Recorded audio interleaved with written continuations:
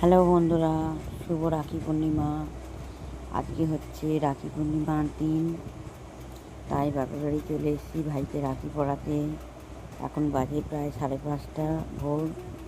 5টার মধ্যে চান করা হয়ে গেছে। ভাইকে রাখি পরাবো বলে, কেননা ও যাবে দোকানে।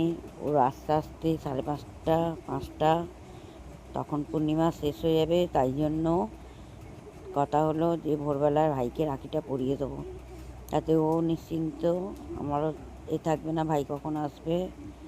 তো এখন আমি ভাইকে রাখি পরিয়ে দিচ্ছি এই দিনটার জন্য। আর ভাইফোঁটার জন্য তো আমরা সবাই আশা করে বসে থাকি কবে এই দিনগুলো আসবে। ভাই বোনের একটা সম্পর্ক, এটা যেন সারা জীবন থাকে। যতদিন বাঁচব ততদিন যেন ওর সঙ্গে আমার সম্পর্ক ভালো থাকে, এইটুকুনি ভগবানের কাছে প্রার্থনা করি।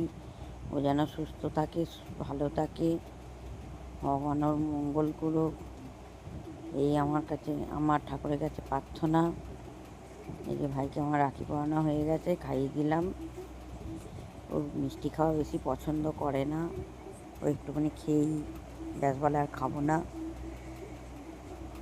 অন্যবারে অনেক রকমের মিষ্টি আনি, ও খেতে চায় না, সে ওই একটাই একটুখানি খায়, সেই জন্য এক রকমের নিয়ে এসেছি।